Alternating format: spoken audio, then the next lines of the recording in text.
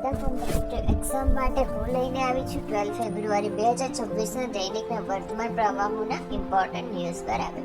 ચલો, પહેલું છે રાષ્ટ્રીય સમાચારમાં શું છે તો કે દેશવ્યાપી ભારત બંધ થઈ ગયું છે. 2026ના રોજ 10 કેન્દ્રિત ટ્રેડ યુનિટકો અને ખેડૂત સંગઠનો દ્વારા હડતાલનું આહ્વાન કરવામાં આવ્યું હતું. મુખ્ય કારણ હતું લેબર કોડ છે, જેનો વિરોધ અને સંયુક્ત ભારત યુએસ દ્વારા વેપાર અંગેની ચિંતા. અસર કોને થઈ છે તો કે ઓડિશા અને આસામ જેવા રાજ્યોમાં એની અસર સૌથી વધુ જોવા મળી છે બરાબર. બેન્કિંગ સેવાઓ અને બધાનો પણ આર્થિક કામગીરી થોડી છે એ અટવાઈ ગઈ હતી બરાબર. હવે વાત કરીએ ભ્રષ્ટાચાર ધારણા સૂચના 2025માં જે રાહે જાહેર કર્યું હતું એ પ્રમાણે શું છે તો કે 180 દેશોમાંથી 91 ક્રમે રહ્યું છે અને ટ્રાન્સપરન્સી ઇન્ટરનેશનલ દ્વારા યાદી બહાર પાડવામાં આવી છે બરાબર. ચલો આગળ જોઈએ આપણે. નવા ફ્રાન્સના રાષ્ટ્રપતિની મુલાકાત કરી છે. જે રાષ્ટ્રપતિ છે ઇમેન્યુએલ મેક્રોને 17 ફેબ્રુઆરી ભારતની મુલાકાતે આવવાના છે બરાબર. અને આજે પૂર્વજોશમાં એની ચર્ચા પણ થઈ રહી હતી. આર્થિક બજેટ સંસદીય અપડેટ્સમાં જોઈએ તો રાજકીય બજેટ હાઇલાઇટ્સ પૂરી પાડી છે, જેમાં એવું છે કે ડિજિટલ સાક્ષરતા માટે 40 લાખ ટેબ્લેટ અને રાણી લક્ષ્મીબાઈ સ્કૂટીની યોજના હેઠળ વિદ્યાર્થીઓને સ્કૂટી આપવાની જાહેરાત કરાઈ છે. નાણાં પંચમાં 16મું નાણાં પંચ છે, એમાં જીડીપી રાજ્યોને યોગદાન કરવા માટે ફાળવણીનો માપદંડ સામેલ કરવામાં છે. મહારાષ્ટ્ર અને ગુજરાત જેવા ઔદ્યોગિક રાજ્યોની એની માંગ કરી હતી. બેંકમાં હડતાલ થઈ છે. એબીઆઈ અને બીફલે જેવા યુનિયનો હડતાલ પર જતા સરકારી કામકાજ પર ખૂબ અસર પડી છે અને કામકાજ 5 દિવસ વખતે છે માંગણી માફ કરતા તે માંગ કરી અને તે જ બંધી રહી છે બરાબર. ચલો આગળ જોઈએ હવે.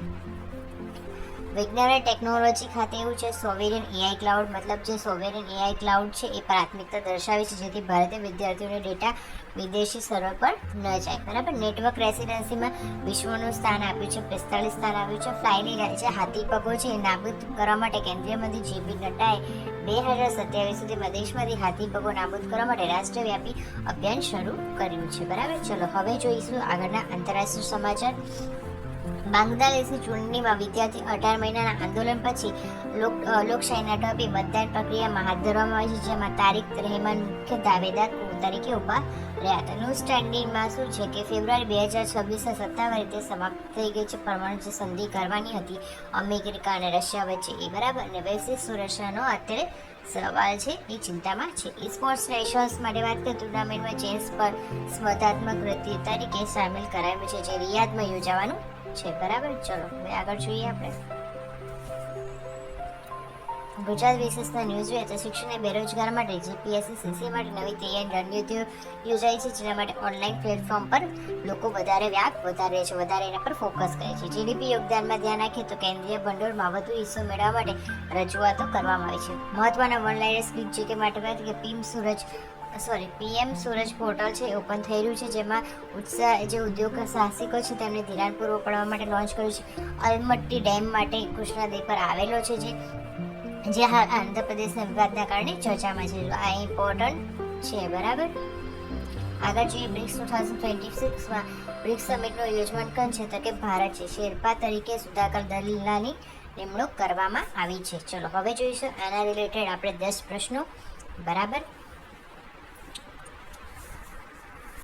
હેલો મિત્રો, આપણે જોઈ રહ્યા છે 12 ફેબ્રુઆરીના કરંટ અફેરના 15 પ્રશ્નો. તાજેતરમાં કયા 2 દેશોમાંથી ભારતની યુપીઆઈની સેવા સત્તાવાર તરીકે લોન્ચ કરવામાં આવી છે? તો જવાબ શું આવશે? શ્રીલંકા અને મોરિશિયસ. વર્લ્ડ ગવર્નમેન્ટ સમિટી જે 2024નું છે આયોજન કયા શહેરમાં કરવામાં આવ્યું હતું? તો કે દુબઈમાં. ચલો આગળનો પ્રશ્ન જોઈએ. ભારતનું કયું રાજ્ય યુનિફોર્મ સિવિલ યુસીસી બિલ પસાર કરવા માટે પ્રથમ રાજ્ય બન્યું? તો કે ઉત્તરાખંડ. તાજેતરમાં કોને મરણોત્તર ભારત રત્ન આપવાની જાહેરાત કરવામાં આવી છે? તો કે ઉપરાંત આપેલ તમામ બરાબર. ડેલી આવા વિડીયો જોવા માટે હમણાં જ મારી ચેનલ લાઇક શેર સબસ્ક્રાઈબ કરતા જજો બરાબર.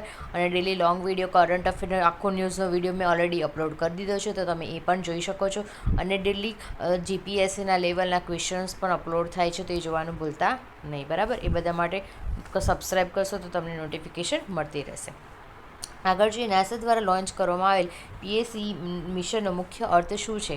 તો કે પૃથ્વીના સમુદ્ર અને વાતાવરણનો અભ્યાસ કરો. આગળનો પ્રશ્ન જોઈએ.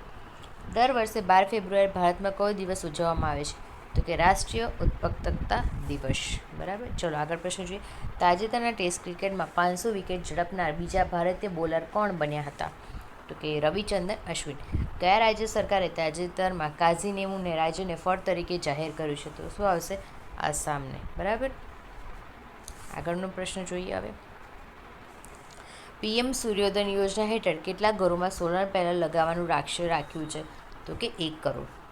આગળનો પ્રશ્ન 7મા હિન્દ મહાસાગર સંમેલન IOC 2024નું યજમાન કયું શહેર હતું? તો કે પર્થ, ઓસ્ટ્રેલિયા.